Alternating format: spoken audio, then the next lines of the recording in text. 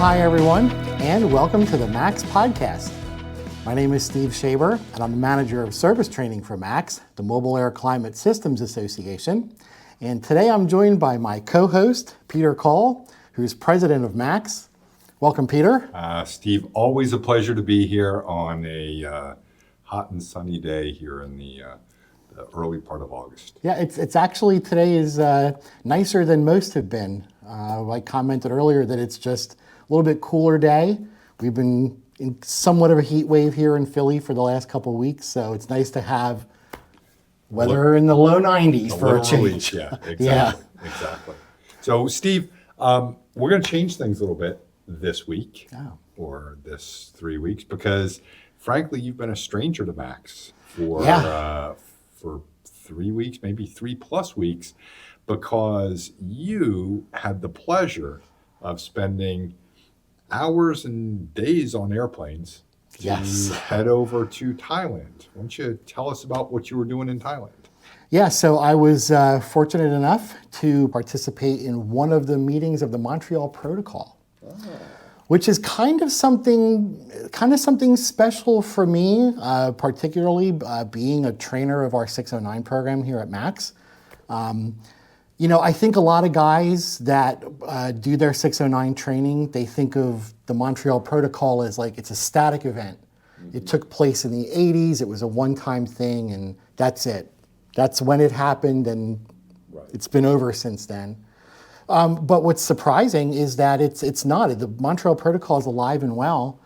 And so the parties to the Montreal Protocol have been meeting roughly 3 times a year for the last 36 years. Mm-hmm. So I got to go to one of those meetings.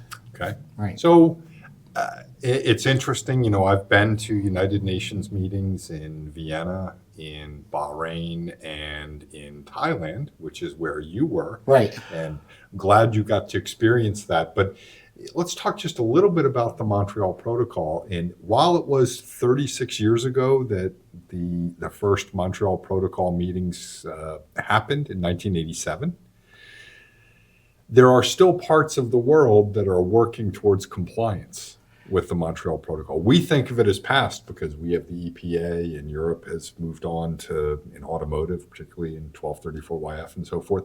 But there are many parts of the world that are still kind of catching up, right? Right. Yeah. There's my basic understanding of it is that the whole world, all the countries in the world, are divided up sort of into 2 groups. So of all the countries in the world, there's 197 of them. So almost every country is a party to the Montreal Protocol. Right. And within that group of countries, there's basically what they call Article 5 countries, which is the developing countries, and then non-Article 5. So the United States, Canada, most of Europe, Japan, we're all non-Article 5. And then the rest of the world, the developing nations, are the Article 5 countries. And so like you said, we here in the United States and in Europe, we changed our refrigerant over years ago. And we're actually in our 3rd stage going to YF, to improve the climate, to improve the ozone layer, global warming and whatnot. But there's a lot of places around the world where I got to tell you, it's service is being done like it was when I was a kid. Yeah. And it doesn't really matter what refrigerant they have. They may have moved on from R12 because I think we believe anyway that the vast majority of the world has moved on from R12. There's certainly no more production of R12 taking place in motor vehicles. They've moved to primarily 134A, and then in some of the more advanced countries to 1234YF. But the service practices that took place prior to the original Montreal Protocol still exist in some places, even if they're servicing 134A. And I think that was, based on what you've told me from your trip back and some of the things that fascinated you, that was something that surprised you a little bit. Yeah, it's shocking. Because we're so many years removed from those service practices. Yeah. And so, well, I'll tell you this. Part of the event that we did over there Part of it was actually doing a study on the ground. Right. So we had some researchers that joined us from Yale's Carbon Containment Lab, and they spent about 6 weeks prior to this UN event traveling around. So they went to Singapore, Indonesia, Malaysia, and Thailand, and surveyed over 100 service shops. Yeah. And their big takeaway was just how few shops have recovery equipment. Yeah. They're just venting refrigerant as part of normal service. Yeah. So that's when I say it reminds me of how things were when I was a kid, because literally the first car I ever did AC work on, my boss taught me how to safely crack open the lines to vent the refrigerant out safely to depressurize the system to change that compressor. Right. Where today, it would be unthought of. You would always connect the recovery machine and pull the refrigerant out. Sure. You would never crack lines open and just vent it. Sure. But that's how it's being done in a lot of the world. I have a question, and maybe this is kind of, I wouldn't call it off topic, but it's a curiosity question for me. Can you describe the service procedure that you saw over there that is different from us? For example, are they using a diagnostic tool to diagnose issues, or are they old school, put your hand on this tube, put your hand on that tube kind of thing? Yeah, I think that's for sure what they're doing. They are still using manifold gauge sets, so just like we have here. Basically what they're lacking is some of the bigger equipment, some of the more expensive stuff. So obviously recovery equipment, and not just charge carts, but recovery only machines and recovery cylinders. Right. They don't use those. They don't have portable scales. Thermometers, they do have, small hand thermometers and whatnot. But it's primarily, vent the refrigerant, do your repair, and then recharge with the manifold gauge. And So they're using small cans or big cans? so it depends. Some of the shops that were surveyed, they did stock cases of small cans. Okay.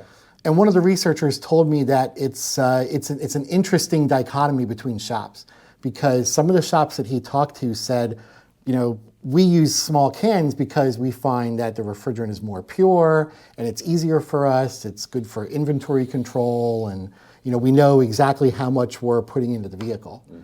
Where other shops say, well, using a large cylinder is better for us. It's more cost effective. We don't have to inventory the small cans. You don't have to heal, you're getting it all out. Right.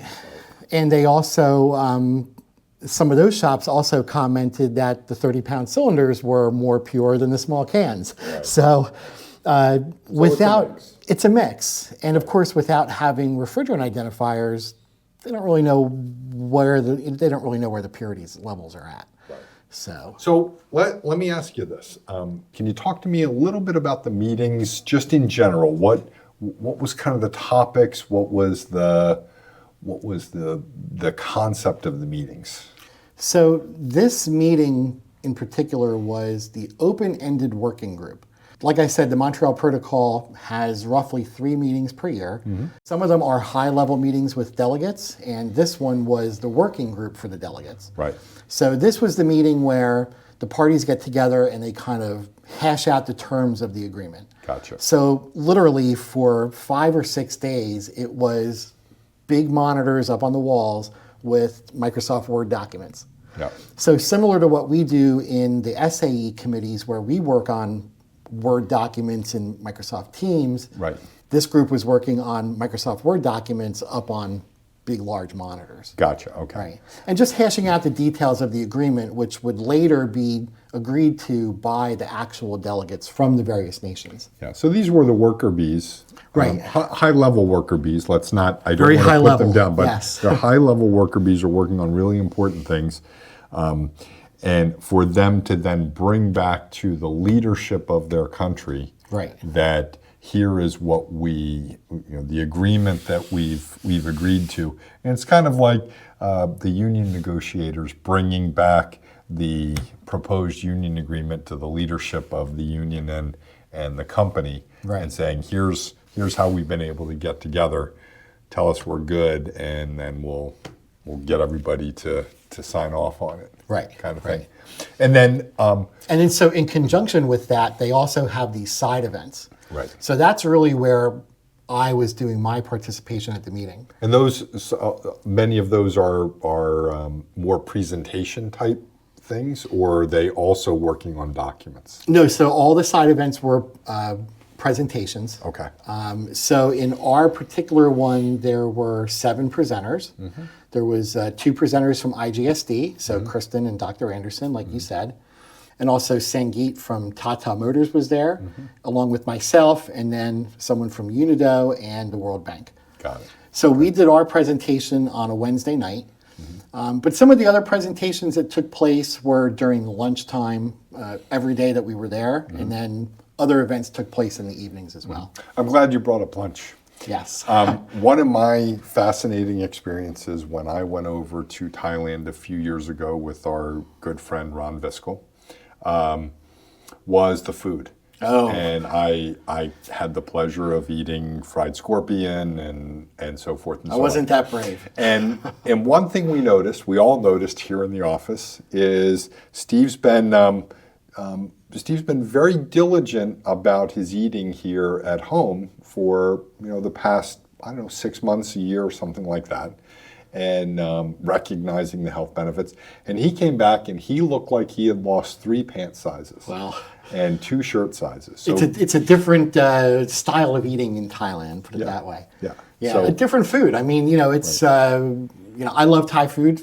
Just from going to Thai restaurants in the States. Mm-hmm. So there's nothing like having authentic Thai. Right. And again, someone a long time ago told me that the Italians keep the best food in Italy. They don't let us have it in the States. The Thais keep the best food in Thailand. Sure. The Thai food we get here is close, but there's nothing like authentic Thailand street food right on the streets in Bangkok. And of course, there's other things. When you're traveling that long and you're that busy and trying to do so many things in a short period of time, there's not a whole lot of time to kick back with not a whole lot of time. bag of chips on the couch, right? Yeah, there's a lot of meetings to go to and dinners and a lot of presentations to attend. So it's very busy. Yeah. Right.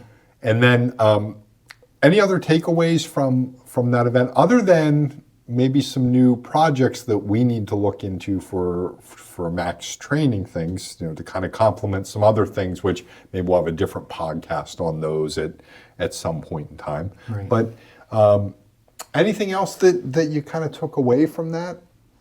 Yeah, so I think overall, the general gist of the entire open-ended working group was they're trying to move to climate-friendly refrigerants, right? So initially, the Montreal Protocol was working on the ozone layer. Mm-hmm. And then once that was sort of all worked out, then they started working on high global warming potential refrigerants. So basically, the refrigerants that were used to replace those ODPs, mm-hmm. the ozone depleting refrigerants. So now the group seems to be moving towards ultra low GWP, or really non-GWP refrigerants. So there was a lot of talk about what those are, right? Things like carbon dioxide, CO2, right, R744, mm-hmm. Or some of the fully flammable refrigerants like propane or mm-hmm. isobutane, so R290 and mm-hmm. R600 and whatnot. That was what a lot of the side events were talking about. But one of the things that I took away from the entire event, now this is including the field research that was done. It also includes our own side event to the Denso facility and to the Pit and Go facility. It's that there's a huge opportunity, not just for MACS, but for all MACS members, mm-hmm. in managing the existing installed base of HFCs around the world. Yeah. So if you think about it, the entire purpose of the Montreal Protocol and all the work that they're doing is to try to prevent global warming, protect the atmosphere, mm-hmm. prevent this 1.5 C, prevent us from reaching that tipping point. Right. So they want to move us to the most climate-friendly refrigerants that they can to avoid that from happening. Mm-hmm. But the opportunity, I think, that maybe they're not looking at as closely at as they should, is managing the existing installed base of HFCs. Yeah. I mean, one of the main points I tried getting across in my presentation was, if you want to get the biggest bang for your buck, if you want to do the most to prevent global warming, Right. manage that HFC. Right. Because if you have all these shops, all these individual car owners, not even just in the automotive sector, you also have to include refrigerators, window units, Right. mini splits, central air conditioning, supermarket refrigeration, Yeah. all that things. refrigerant that's just being vented to the atmosphere. Right. What I presented was basically with a simple recovery-only machine, or the best case scenario with a triple R machine, recover, recycle, and recharge, reuse the refrigerant right on site, leak detection equipment, refrigerant identifiers. I mean, Yeah, so it's interesting you say that, because we actually had a conversation earlier today about a different project that kind of relates along the same way, that it's great that people are looking at what the next step is. Right. In natural refrigerants. And this is totally the group to do that. Right. Absolutely. But if we overlook what we can do today, then we're missing a huge opportunity. Right. Because in reality, a lot of these countries have recently stopped using R12. When I say recently, meaning more recently than we did in the mid-1990s here in the US. Right. And they're on 134A. And it may be a while before they transition to something like 1234YF. In the meantime, the way they're handling 134A as it relates to the environment is probably not the best way to handle it. Right. And we could make investments, whether it's in MACS training, or whether it's equipment side, or whether it's the World Bank or whomever it might be, that could really help the environmental situation globally if we could get some of these countries more on a path like we are here in the US or Canada or Europe for recovery and not venting and recapturing and reusing and so forth. Right. And those vehicles aren't going away for quite a long while. And new vehicles with whatever refrigerant might be, whatever comes next after 1234YF, they're not right around the corner either. No, there's still many years out. Especially to those countries. Right. Yeah, so I mean, I think it's a two-prong approach. And actually, that was something that we discussed in the after meetings, the meetings you have in the hallway. Right. That one of the approaches to the parties may be that the United Nations can put together a program where they can supply some of these tools and equipment to the shops, along with the training that they need. There's a huge opportunity, especially for MACS members, because we are the ones that manufacture the recovery-only machines. Right. We're the ones that supply triple R carts. We're the ones that supply the shop equipment. Right. We have the leak detectors. We have the dye lights. We have the refrigerant identifiers. Sure. And so I just think that there's a huge opportunity there. And then, of course, on the MACS side, it's for training, because this equipment doesn't live by itself. The guys need to know how to use it, how to operate it, how to safely handle the refrigerants, especially in these certain parts of the world where there's not a lot of training and where there's not a lot of equipment. There is a lot of opportunity for us to help.